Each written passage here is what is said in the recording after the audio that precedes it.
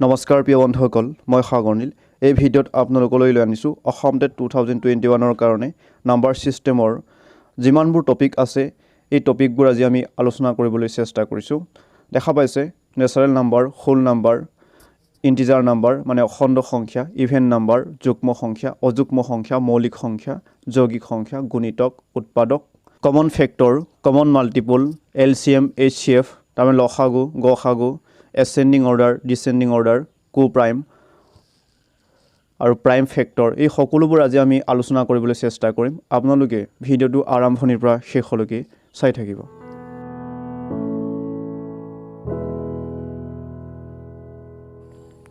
Number system মানে কি? সংখ্যা প্ৰণালী। সংখ্যা প্ৰণালীৰ আমি গোটেইখিনি টপিক আলোচনা কৰিম। চাওক, প্ৰথমতে আমি স্বাভাৱিক সংখ্যাটো লৈছোঁ। স্বাভাৱিক সংখ্যা মানে কি? Natural number. নেচাৰেল নাম্বাৰবোৰ কি আছিলে? ক'ৰ পৰা ষ্টাৰ্ট হয়? 1ৰ পৰা ষ্টাৰ্ট হয়। 1, 2, 3, 4, 5, 6, 7 গৈ থাকিব ডট ডট ডট ডট। তাৰ অৰ্থ কি? শেষ নহয়। তাৰ মানে কি? আপুনি যদি লিখি থাকে 50, 100, 1 লাখ লিখি থাকক, সংখ্যা শেষ নাই। তাৰমানে লিখি থাকিলে ওলাই থাকিব অসীম। 1ৰ পৰা আপুনি যিমান লিখিব পাৰে, যিমান লিখি গৈ থাকিব, এই আটাইবোৰ সংখ্যা কি হ'ব? স্বাভাৱিক সংখ্যা হ'ব, নেচাৰেল নাম্বাৰ। নেচাৰেল নাম্বাৰবোৰক আমি এনেৰে ডিনোট কৰোঁ, কেপিটেল লেটাৰ এনেৰে ডিনোট কৰোঁ। n ইকুৱেল কি লিখিব পাৰিব আপুনি? 1, 2, 3, 4, 5 ডট ডট। বা সংখ্যা ৰেখা যদি প্ৰকাশ কৰোঁ, নাম্বাৰ লাইনত প্ৰকাশ কৰিলে কি হ'ব?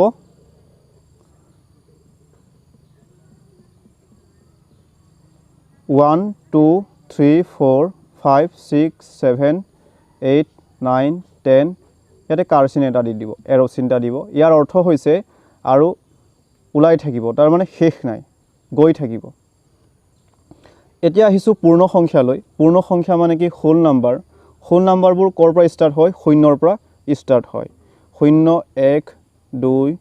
3, 4, 5 ডট ডট ডট ডট মানে ওলাই থাকিব, শেষ নাই, অসীম।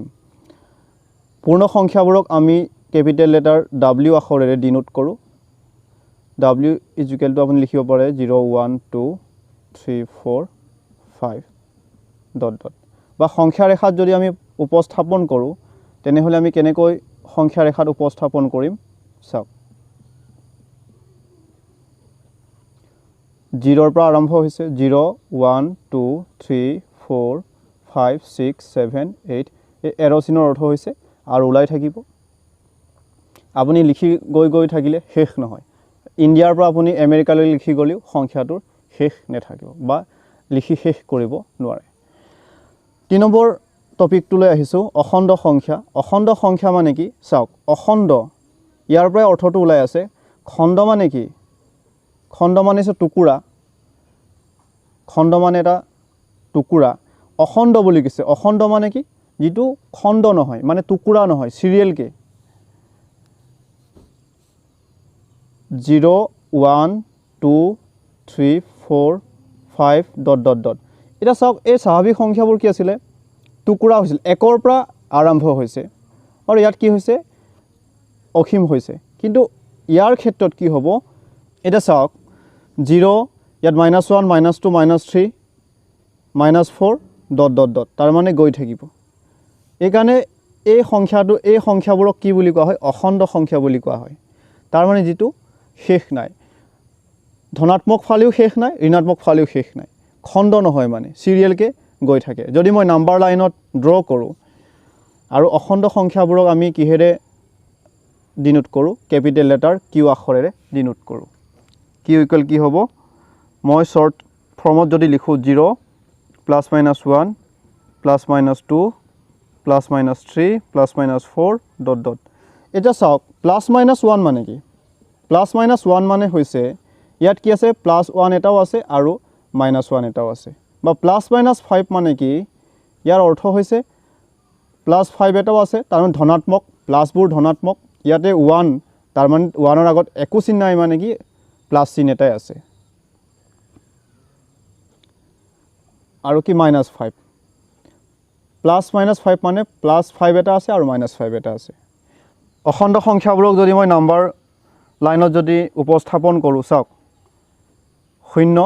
ৰাইট সাইডত থকাবোৰ কি হ'ব ধনাত্মক +1 +2 +3 +4 গৈ থাকিব। এৰ' চিনৰ অৰ্থ হৈছে গৈ থাকিব।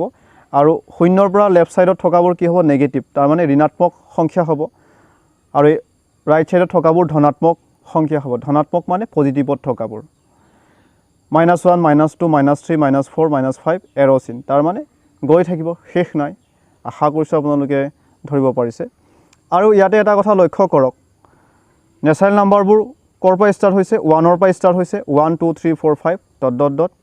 আৰু পূৰ্ণ সংখ্যাবোৰ 0ৰ পৰা ষ্টাৰ্ট হৈছে। 0ক যদি বাদ দিয়া হয় তেতিয়া আটাইবোৰ পূৰ্ণ সংখ্যাই কি হ'ব স্বাভাৱিক সংখ্যা হ'ব। চাওক 0টোক যদি মই বাদ দিওঁ তেতিয়া আটাইবোৰ পূৰ্ণ সংখ্যাই কি হ'ব স্বাভাৱিক সংখ্যা হ'ব, যিহেতু পূৰ্ণ সংখ্যাত 0 এটাই বেছি আছে। প্ৰশ্নত এনেকৈও আহে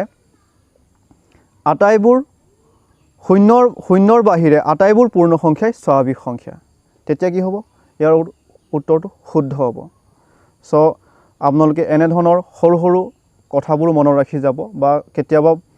এক্সামত এনেধৰণৰ সৰু সৰু বিষয়বোৰে আপোনালোকক খেলি মেলি লগায়। চ' সেইবোৰ আমি গুৰুত্ব দিয়া উচিত বা সেইবোৰ আমি মন কৰি যোৱা উচিত। যুগ্ম সংখ্যা ইভেন নাম্বাৰ, আপোনালোকে জানেই যুগ্ম সংখ্যা মানে কি। যুগ্ম সংখ্যা মানে হৈছে যিবোৰ সংখ্যাক 2ৰে হৰণ কৰিব পাৰি সেইবোৰ সংখ্যাকে আমি কি বুলি কওঁ যুগ্ম সংখ্যা বুলি কওঁ।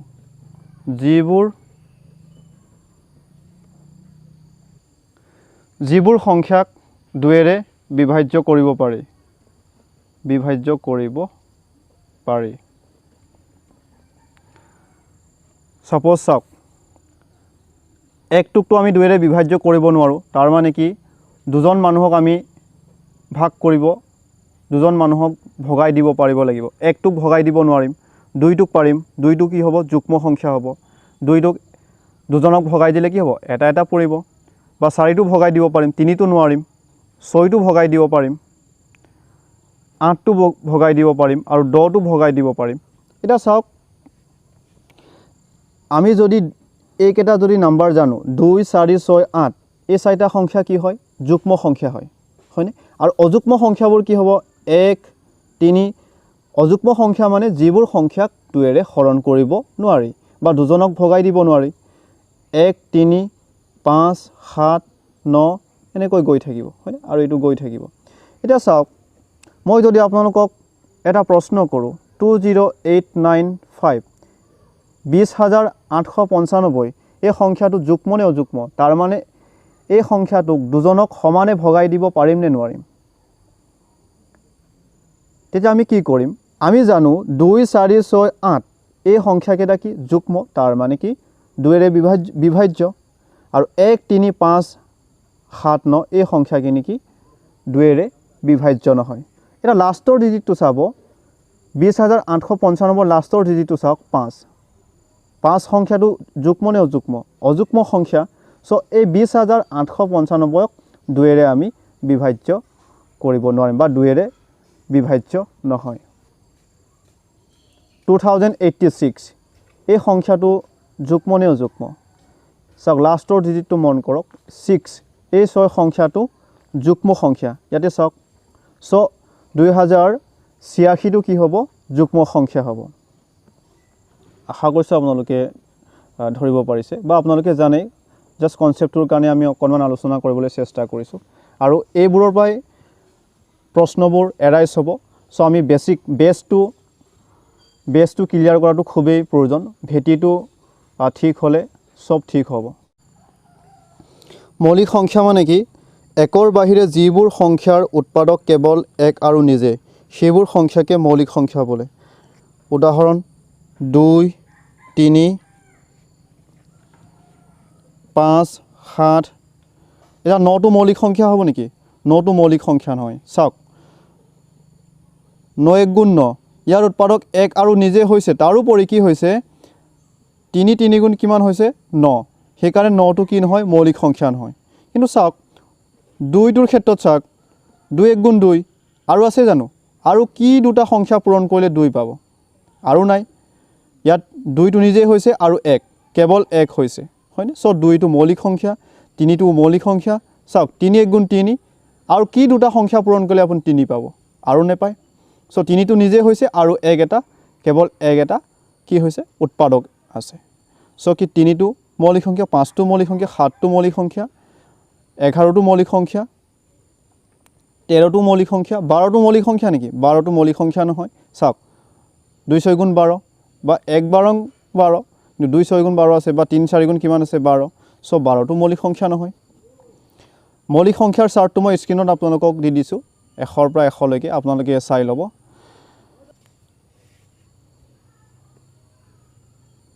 এতিয়া হৈছে যৌগিক সংখ্যা কম্পোজিট নাম্বাৰ যৌগিক সংখ্যাবোৰ কি হ'ব আৰু এটা কথা মনত ৰাখিব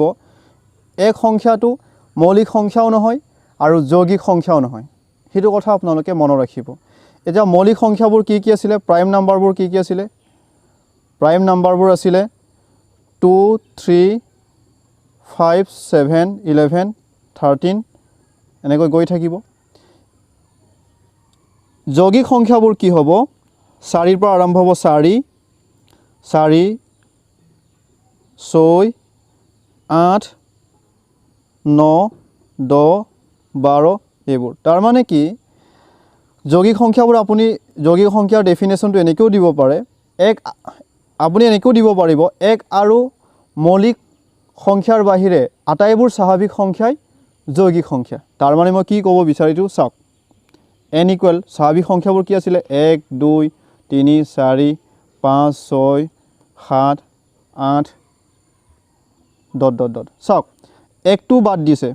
একৰ বাহিৰে বুলি এক আৰু মৌলিক সংখ্যাৰ বাহিৰে মৌলিক সংখ্যাবোৰ কি কি আছিল 2টো মৌলিক সংখ্যা 3টো মৌলিক সংখ্যা আৰু 5টো মৌলিক সংখ্যা 7টো মৌলিক সংখ্যা চাওক মৌলিক সংখ্যাৰ বাহিৰে আটাইবোৰ সংখ্যাই কি হ'ব আটাইবোৰ স্বাভাৱিক সংখ্যাই যৌগিক সংখ্যা হ'ব আশা কৰিছোঁ আপোনালোকে ধৰিব পাৰিছে এতিয়া আহিছোঁ গুণিতক মাল্টিপুল গুণিতক মানে কি মই যদি 5ৰ গুণিতকবোৰ লওঁ 5ৰ গুণিতকবোৰ কি হ'ব 5ৰ গুণিতকবোৰ হ'ব 5 1 গুণ 5 5 2 গুণ 10 5 3 গুণ 15 5 4 গুণ 20 এনেকৈ গৈ থাকিব হয়নে বা 3ৰ গুণিতকবোৰ কি কি হ'ব 3ৰ গুণিতকবোৰ 3 1 গুণ 3 3 2 গুণ 6 3 3 গুণ 9 3 4 গুণ 12 3 5 গুণ 15 দেখা পাইছে আপোনালোকে 15টো কাৰ গুণিতক 3ৰ গুণিতক 12টো কাৰ গুণিতক 3ৰ গুণিতক 9টো কাৰ গুণিতক 3ৰ গুণিতক এটা চাওক 20টো কাৰ গুণিতক 5ৰ গুণিতক 15টো কাৰ গুণিতক 5ৰ গুণিতক ইয়াৰ এটা কথা লক্ষ্য কৰক 5টো 3ৰো গুণিতক হয় আৰু এই 15টো 3ৰো গুণিতক হয় এই 15টো 5ৰো গুণিতক হয় তাৰ মানে কি সাধাৰণ গুণিতক বুলি কোৱা হ'ব 5 আৰু 3ৰ সাধাৰণ গুণিতক কি হ'ব 5 আৰু 3ৰ সাধাৰণ গুণিতক হ'ব 15 আশা কৰিছোঁ ধৰিব পাৰিছে আমি পাছত হিটোৰ বিষয়ে বিশদভাৱে আলোচনা কৰিম 105 সংখ্যাটো 5ৰ গুণিতক হয় নে নহয় তেতিয়া আপুনি কি কৰিব 5ৰে হৰণ কৰি চাব 5ৰে হৰণ কৰি চালে কিমান পাব 5 2 গুণ 10 হয়নে 5 5 20 100 5 21 105 হ'ব হয়নে তাৰ মানে কি 5ৰ লগত 21 পূৰণ কৰিলে আপুনি কিমান পাব 105 পাব সো 105টো 5ৰ গুণিতক হয় আপুনি এনেকৈ উলিয়াব লাগিব পাছত আমাক প্ৰয়োজন হ'ব সো মই অকণমান আপোনালোকক ক'বলৈ চেষ্টা কৰিলোঁ এতিয়া আহিছোঁ উৎপাদক উৎপাদক মানে কি আপোনালোকে জানে তথাপিতো কনসেপ্টৰ কাৰণে অকণমান ক'বলৈ চেষ্টা কৰিছোঁ আৰু দহৰ উৎপাদকবোৰ কি হ'ব দহৰ উৎপাদকবোৰ কি হ'ব কি দুটা সংখ্যা পূৰণ কৰিলে আমি 10 পাম 1 পূৰণ 10 হয়নে 1 10 গুণ 10 আৰু কি পাম 2 পূৰণ 5 2 5 গুণ 10 আৰু আছে জানো আৰু দুটা সংখ্যা পূৰণ কৰিলে আমি 10 পাম জানো আৰু নেপাওঁ সো দহৰ উৎপাদকবোৰ কি হ'ব দহৰ উৎপাদকবোৰ হ'ব 1 মই সৰুৰ পৰা ডাঙৰ 1 2 5 10 হয়নে এই চাৰিটা কি হ'ব 1 2 5 10 এইটো দহৰ উৎপাদক আপুনি এনেকৈও ধৰি ল'ব পাৰে সাপোজ কাৰোবাৰ ঘৰত ফ্যামিলি মেম্বাৰ কিমান থাকে সদস্য কিমান থাকে 5 জন থাকে হয়নে কিছুমানৰ ঘৰত 6 জন থাকে কিছুমানৰ ঘৰত 3 জন থাকে তেনে ধৰণৰ কথা আৰু 10ৰ ঘৰত এটা কেইজন ফ্যামিলি মেম্বাৰ কিমান 1 2 3 4 চাৰিটা ফ্যামিলি মেম্বাৰ মই জাস্ট ঘৰুৱা ভাষাত অকণমান ক'বলৈ চেষ্টা কৰিছোঁ এইটো আমি উৎপাদক বুলি ক'ম দহৰ উৎপাদক 1 2 5 10 বা 12ৰ যদি উৎপাদক উলিয়াম কেনেকৈ উলিয়াম 1 12 ৰং 12 অলৰেডি আপোনালোকে জানেই 2 6 গুণ 12 3 যাব নাই 3 4 গুণ 12 আৰু যাব নেকি আৰু নেযায় সো কি পালোঁ 12ৰ উৎপাদক আমি কি পালোঁ 12ৰ উৎপাদক পালোঁ 1 2 3 4 6 12 হয়নে কেইটা পালোঁ 1 2 3 4 5 6 6টা উৎপাদক পালোঁ 12ৰ উৎপাদক কেইটা আছে 6টা আছে 48ৰ উৎপাদক কি হ'ব আপোনালোকে উলিয়াই চাবচোন 48ৰ উৎপাদক কি হ'ব আপোনালোকে উলিয়াই চাব দেখা পাইছে সাধাৰণ উৎপাদক ইয়াতে কি কৈছে কমন ফেক্টৰ সাধাৰণ উৎপাদক মানে কি চাওক মই দুটা সংখ্যা লিখিবলৈ চেষ্টা কৰিছোঁ 12 আৰু কি লিখিছোঁ 12 আৰু 16 এতিয়া 12 আৰু 16ৰ সাধাৰণ উৎপাদক কি হ'ব প্ৰথমে আমি উৎপাদকবোৰ উলিয়াব চেষ্টা কৰিম 12ৰ উৎপাদকবোৰ কি হ'ব 1 12 12 2 6 গুণ 12 3 4 গুণ 12 আৰু পামনে আৰু কি দুটা সংখ্যা পূৰণ কৰিলে 12 পাম আৰু নেপাওঁ সো 12ৰ উৎপাদকবোৰ আমি কি পালোঁ 12ৰ উৎপাদকবোৰ পালোঁ 1 2 3 4 6 12 হয়নে এইখিনি 12ৰ উৎপাদক 16ৰ উৎপাদকবোৰ উলিয়াবলৈ চেষ্টা কৰিম কি দুটা সংখ্যা পূৰণ কৰিলে 16 পাম 1 16 16 2 8 গুণ 16 আৰু কি পাম 4 4 গুণ 16 পাম 3 লগতটো নহ'ব 3 5 গুণ 15 হয়নে সো এইটো 16 আছে 3 5 গুণ 15 3 6 গুণ 18 সো 3 ফলাটোৰ পৰা আমি নেপাওঁ 4 4 গুণ 16 পাম আৰু কিবা পাম নেকি আৰু নেপাওঁ আৰু কি দুটা সংখ্যা পূৰণ কৰিলে 16 পাম আৰু নেপাওঁ 16ৰ উৎপাদকবোৰ আমি পালোঁ কি পালোঁ 1 2 4 ইয়াত দুটা আছে সো আমি এটাই ল'ম দুটা থাকিলেও এটাই লৈ ল'ম 4 আৰু কি আছে 8 আৰু 16 আছে এতিয়া চাওক সাধাৰণ মানে কি মিলি থকা কথা কৈছে ইয়াতে সাধাৰণ মানে কি কমন মানে মিলি থকা 12ৰ উৎপাদক পালোঁ 1 2 3 4 6 12 আৰু 16ৰ উৎপাদক কি পালোঁ 1 2 4 8 16 পালোঁ এতিয়া কোনটো মিলি আছে 1টো মিলি আছে আৰু 2 মিলি আছে হয়নে আৰু কি মিলি আছে 4 মিলি আছে আৰু কিবা মিলি আছে নেকি আৰু মিলি থকা নাই সো সাধাৰণ উৎপাদক কি পালোঁ আমি কমন ফেক্টৰ কি পালোঁ 1 2 4 এই তিনিটা সাধাৰণ উৎপাদক কাৰ সাধাৰণ 12 আৰু 16 সংখ্যা দুটাৰ সাধাৰণ উৎপাদক আশা কৰিছোঁ আপোনালোকে ধৰিব পাৰিছে ইয়াকে আমি সাধাৰণ উৎপাদক বা কমন ফেক্টৰ বুলি কওঁ সাধাৰণ গুণিতক মানে কি চাওক মই 5ৰ গুণিতকবোৰ লিখিব চেষ্টা কৰিছোঁ 5ৰ গুণিতকবোৰ হ'ব 5 গুণ 5 5 2 গুণ 10 5 3 গুণ 15 5 4 গুণ 20 5 5 গুণ 25 এনেকৈ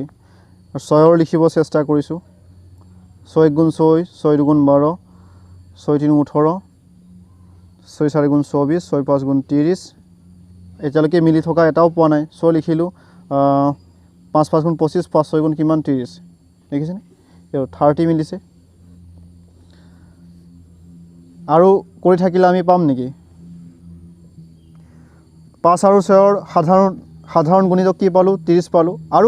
আৰু ইয়াত যদি কৰি গৈ থাকোঁ আৰু সাধাৰণ পাম 2 আৰু আমি 4ৰ কৰি চাম 2ৰ গুণিতক কি হ'ব 2 গুণ 2 2 2 গুণ 4 2 3 গুণ 6 2 4 গুণ 8 2 5 গুণ 10 এনেকৈ গৈ থাকিব বা 4ৰ গুণিতকবোৰ কি হ'ব 4 গুণ 4 4 গুণ 8 4 3 গুণ 12 4 4 গুণ 16 এটা মিলা কি পাইছোঁ কি মিলিছে সাধাৰণ কি মিলিছে 4 মিলিছে আৰু কি মিলিছে 8 মিলিছে হয়নে আৰু কৰি থাকিলে আৰু পাই থাকিম আশা কৰিছোঁ আপোনালোকে ধৰিব পাৰিছে 2 আৰু 4ৰ সাধাৰণ গুণিতক দুটা কি বুলি ক'লে আমি 4 আৰু 8 বুলি ক'ব পাৰোঁ বা ইয়াৰ ক্ষেত্ৰত 30 আৰু কৰি থাকিলে আমি পাই থাকিম এটা নেক্সট আহিছোঁ লঘিষ্ঠ সাধাৰণ গুণিতক চাওক লিষ্ট কমন মাল্টিপুল লসাগু আমি সকলোৱে জানো লসাগু কেনেকৈ উলিয়াব লাগে জাষ্ট এই কনচেপ্টটোৰ কাৰণে মই আপোনালোকলৈ লৈ আনিবলৈ চেষ্টা কৰিছোঁ অকণমান ক'ব চেষ্টা কৰিছোঁ লঘিষ্ঠ সাধাৰণ গুণিতক ইয়াৰ কনচেপ্টটো ক্লিয়াৰ কৰি লওক প্ৰথমে তাৰপিছত ধুনীয়া ট্ৰিক আপোনালোকলৈ লৈ আনিম আমি প্ৰথমে বেছটো ক্লিয়াৰ কৰিবলৈ চেষ্টা কৰিম তাৰপিছত ধুনীয়া ট্ৰিক আছে আৰু মেথড আছে সেই সকলোবোৰ কৰিম চাওক লঘিষ্ঠ সাধাৰণ গুণিতক ইয়াতে সাধাৰণ গুণিতক চাওক সাধাৰণ গুণিতকৰ বিষয়ে আমি অলৰেডি পঢ়িছোঁ সাধাৰণ গুণিতক মানে কি লঘিষ্ঠ মানে কি লিষ্ট মানে স্মলেষ্ট সকলোতকৈ সৰু মানে ক্ষুদ্ৰতম আশা কৰিছোঁ আপোনালোকে ধৰিব পাৰিছে LCM বুলি কয় ইংৰাজীত এতিয়া আমি 5 আৰু 6ৰ লঘিষ্ঠ সাধাৰণ গুণিতক কি হ'ব বা এই 2 আৰু 4ৰ লঘিষ্ঠ সাধাৰণ গুণিতক কি হ'ব এটা কথা লক্ষ্য কৰক ইয়াতে চাওক 2 আৰু 4ৰ 4 মিলিছে সাধাৰণ আৰু ইয়াতে কি মিলিছে 8 ইয়াৰ একেবাৰে সৰুটো কোনটো আছিল 4 মিলি থকাটো ল'ব লাগিব মিলি থকাৰ একেবাৰে সৰুটো 4টো হ'ব সো 2 আৰু 4ৰ লসাগু কিমান হ'ব 4 হ'ব মই আৰু এটা সংখ্যা লৈছোঁ আপোনালোকৰ সুবিধাৰ্থে 6 আৰু মই কি লৈছোঁ 4 লৈছোঁ এতিয়া আমি প্ৰথমতে 6ৰ গুণিতকবোৰ লিখিব চেষ্টা কৰিম 6 গুণ 6 6 2 গুণ 12 6 3 গুণ 18 6 4 গুণ 24 6 5 গুণ 30 6 6 গুণ 36 4ৰ গুণিতকবোৰ লিখিম 4 গুণ 4 4 2 গুণ 8 4 3 গুণ 12 4 4 গুণ 16 4 5 গুণ 20 4 6 গুণ 24 চাওক ইয়াতে 6 আৰু 4 সাধাৰণ গুণিতক চাওক 12 আৰু কি মিলিছে চাওক 24 মিলিছে হয়নে আৰু কৰি থাকিলে মিলা আৰু পাম সাধাৰণ আৰু পাই থাকিম কিন্তু ইয়াৰ সবচে সৰু কোনটো লঘিষ্ঠ কোনটো 12 হয় ইয়াত 24 মিলিছে 12 মিলিছে কিন্তু আটাইতকৈ সৰু কি হ'ব 12 হ'ব কিন্তু ইয়াত আটাইতকৈ সৰুটো কি আছিলে 4 আছিলে কিন্তু 6ৰ ঘৰত 4 আছে ন 4 আছে ন ইয়াততো 4 নাই কমনো হ'ব লাগিব অকল সৰু হ'লেই নহ'ব কমন হ'ব লাগিব কমন হৈ পিনি মিলি থাকিব লাগিব তাৰ মানে কি লঘিষ্ঠও হ'ব লাগিব আৰু সাধাৰণো হ'ব লাগিব এইটো 12টো কি হৈছে এতিয়া লঘিষ্ঠ হৈছে আৰু সাধাৰণো হৈছে সো 12টোৱে কি হ'ব লসাগু হ'ব কাৰ লসাগু হ'ব 6 আৰু 4ৰ লসাগু হ'ব এতেকে 6 আৰু 4ৰ লসাগু কি হ'ব 12 পৰীক্ষাত আমি এই মেথডটো আমি কৰি নাথাকো জাস্ট কনসেপ্টৰ কাৰণে আমি কৰিবলৈ চেষ্টা পৰীক্ষাত আমি কেনেকৈ কৰিম চাওক 6 আৰু 4ৰ লসাগু উলিয়াব লাগে আমি এনেকৈ কৰিম এতিয়া 6 আৰু 4ৰ সাধাৰণ উৎপাদকটো চাব লাগে তাৰ মানে সাধাৰণ উৎপাদক মানে কি এনেকুৱা এটা সংখ্যা লওক যিটো সংখ্যাৰে দুটাকে হৰণ কৰিব পাৰিম বা দুটাকে হৰণ কৰিব পাৰি 2 ল'ব পাৰিম 2ৰে দুটাকে হৰণ কৰিব পাৰিম 2ৰ লগত কিমান পূৰণ কৰিলে 6 হ'ব 2 3 গুণ 6 আৰু 2ৰ লগত কিমান পূৰণ কৰিলে 4 হ'ব 2 2 গুণ কিমান 4 এতিয়া চাওক 3 আৰু 2 ইয়াৰ সাধাৰণ উৎপাদক ওলাব নেকি 1ৰ বাহিৰে 1টো আমি নকওঁ এটা কি সংখ্যা ইয়াত দিলে দুটাকে হৰণ কৰিব পাৰিম ইয়াৰটো সাধাৰণ উৎপাদক নাই 3 আৰু 2ৰ চাওক 3ৰ উৎপাদকবোৰ কি 3 1 গুণ 3 আৰু 2ৰ উৎপাদকবোৰ কি 2 1 গুণ 2 ইয়াত একে মিলি আছে আৰুটো মিলি থকা নাই সো ইয়াৰ সাধাৰণ উৎপাদক নাই 1ৰ বাহিৰে আৰু নাই সো তেতিয়া কি কৰিব লাগিব এই বাহিৰৰবোৰ আপুনি পূৰণ কৰি দিব 2 পূৰণ 3 পূৰণ 2 সমান কিমান হ'ব 2 3 গুণ 6 6 2 গুণ 12 ইয়াৰ লসাগু কি হ'ব 12 হ'ব লসাগুৰ ওপৰত ভিডিঅ' মই অলৰেডি বনাইছোঁৱেই আপোনালোকক ডেছক্ৰিপশ্যন বক্সত লিংক দি দিম আপোনালোকে তাত গৈ চাই ল'ব পাৰিব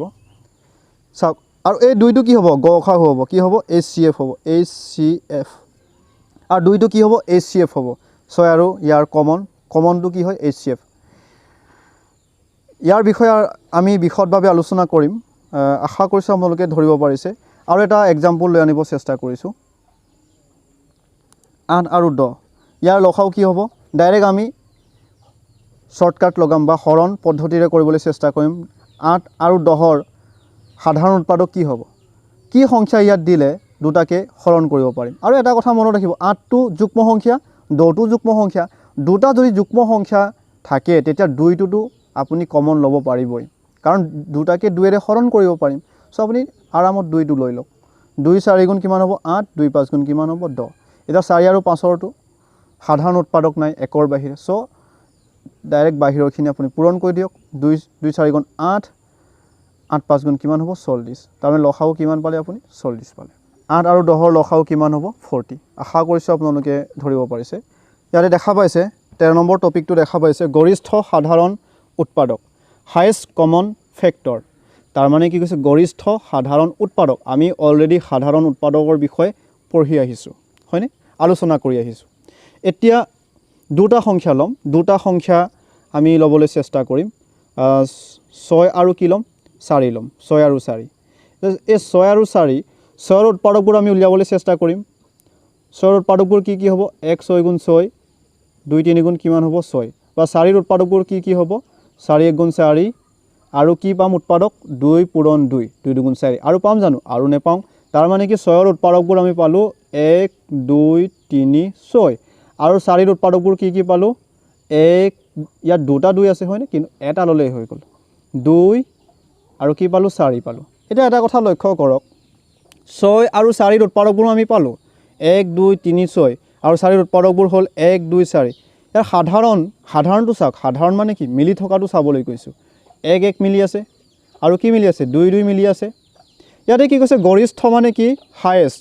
বৃহত্তম ডাঙৰটো কৈছে সাধাৰণ হৈ পিনি ডাঙৰটো কোনটো 1টোতো ডাঙৰ নহয় 2তকৈ 2টো মিলি আছে সো 1টো মিলি আছে কিন্তু 2টো ডাঙৰ হৈছে সো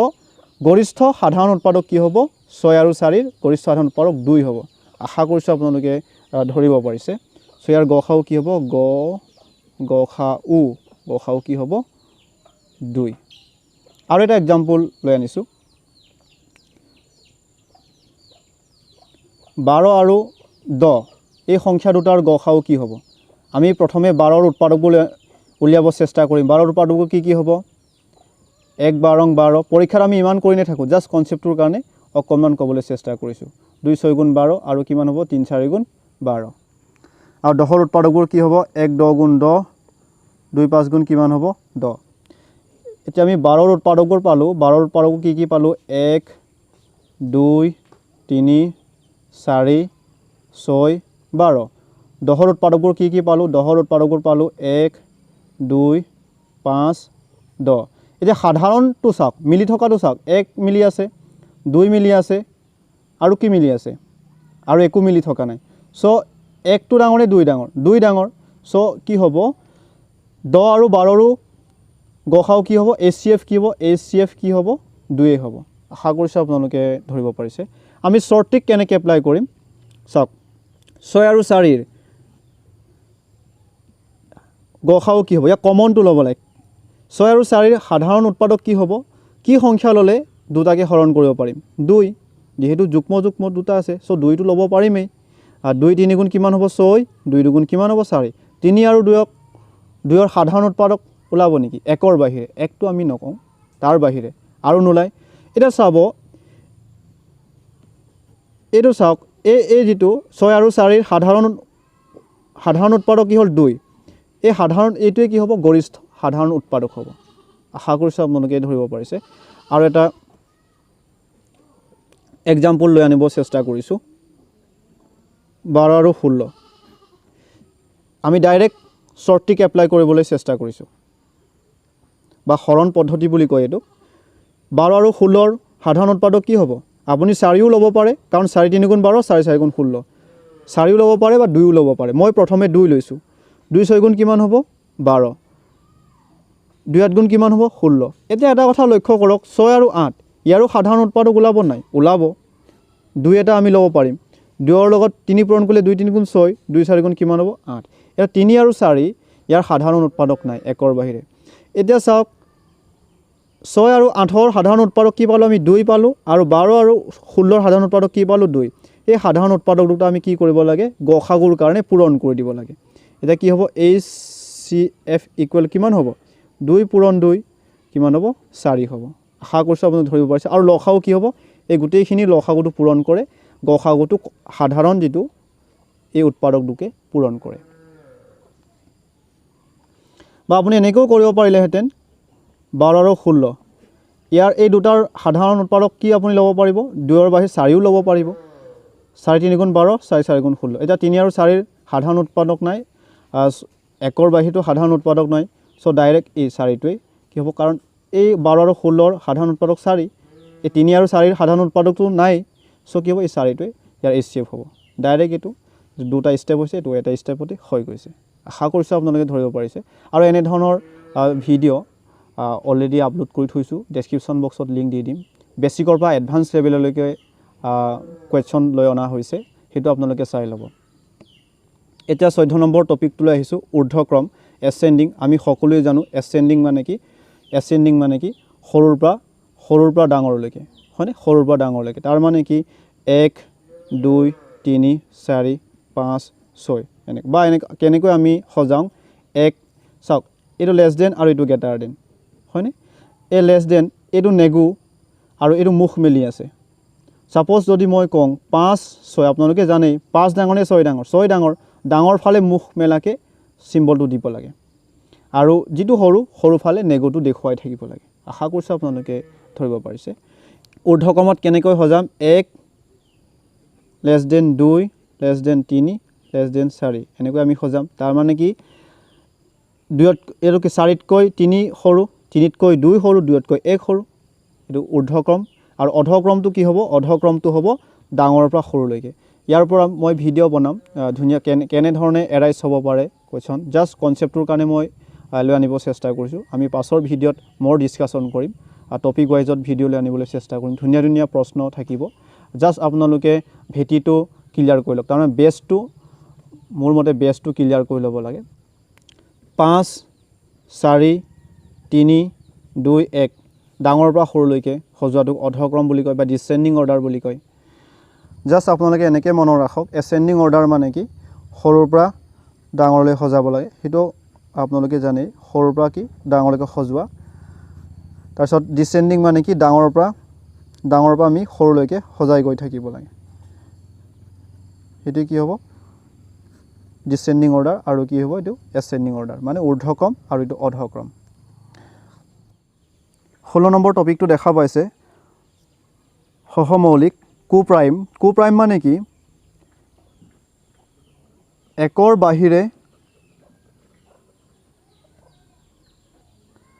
একৰ বাহিৰে যিবোৰ সংখ্যাৰ সাধাৰণ উৎপাদক নাথাকে সেইবোৰ সংখ্যাকে কো প্ৰাইম নাম্বাৰ বুলি কওঁ বা সহমৌলিক বুলি কওঁ এজ ফৰ এক্সাম্পল 3 আৰু 5 এই সংখ্যা দুটাৰ সাধাৰণ উৎপাদকটো চাওক 3 ৰ উৎপাদকটো প্ৰথমে উলিয়াওক 3 1 গুণ কি হ'ব 3 5 ৰ উৎপাদকটো উলিয়াওক 5 1 গুণ 5 আৰু উৎপাদক পাব জানো আপুনি কি দুটা সংখ্যা আৰু পূৰণ কৰিলে আপুনি 3 পাব আৰু নেপায় বা আৰু কি দুটা সংখ্যা পূৰণ কৰিলে আপুনি 5 পাব 1 আৰু 5 ৰ বাহিৰে আৰু নেপায় ইয়াতে চাওক 3 আৰু 5 ৰ সাধাৰণ উৎপাদক কি হৈছে 1 ইয়াতে কৈছে 1 ৰ বাহিৰে 1 টো নাই কোৱা 1 ৰ বাহিৰে যিবোৰ সংখ্যাৰ সাধাৰণ উৎপাদক নাথাকে সেইবোৰ সংখ্যাকে কো প্ৰাইম বুলি কোৱা হয় আশা কৰিছো আপোনালোকে ধৰিব পাৰিছে ইয়া 3 আৰু 5 হেতুটো মিলি থকা নাই 6 আৰু 4 এই দুটা কো প্ৰাইম হ'ব নেকি চাও 6 1 গুণ 6 2 3 গুণ 6 4 চাওক 4 1 গুণ 4 2 2 গুণ 4 1 টো কোৱা নাই 1 ৰ বাহিৰে বুলি কৈছে ইয়াতে 2 ওলাই গ'ল 2 2 কমন আছে নাই সো কি এই 6 আৰু 4 টো কি নহয় কো প্ৰাইম নহয় আশা কৰিছো আপোনালোকে ধৰিব পাৰিছে আৰু কো প্ৰাইম মই নাম্বাৰ কেটামান কো প্ৰাইম জোৰ লিখি দিবলৈ চেষ্টা কৰিছো 7 11 চাওক 7 আৰু 11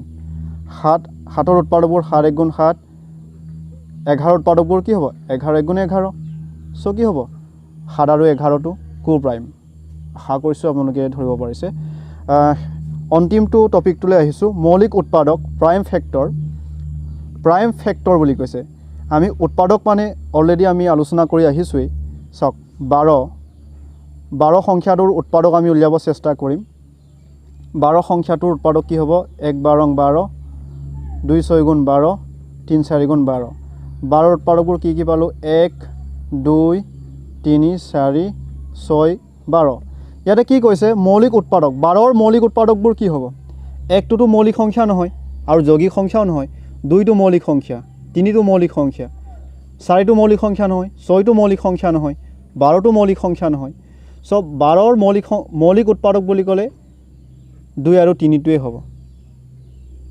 আশা কৰিছো আপোনালোকে ধৰিব পাৰিছে আৰু এটা উদাহৰণ লৈ আনিছো 16 ৰ এটা মৌলিক উৎপাদকবোৰ কি হ'ব 16 1 গুণ 16 2 8 গুণ 16 4 4 গুণ 16 এটা চাওক ইয়াতে কি আছে 1 টো মৌলিক নহয় আৰু 16 মৌলিক নহয় 2 টো মৌলিক অকল 2 আছে আৰু 8 টো মৌলিক নহয় আৰু 4 ও মৌলিক নহয় সো 16 ৰ মৌলিক উৎপাদকটো হ'ল 2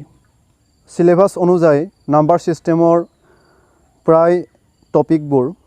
আমি আলোচনা কৰিবলৈ চেষ্টা কৰিলো বেছটোৰ ওপৰত আজি আলোচনা কৰিলো নেক্সট ভিডিঅ'ত আমি এমসিকিউ লৈ আনিম কেনেকৈ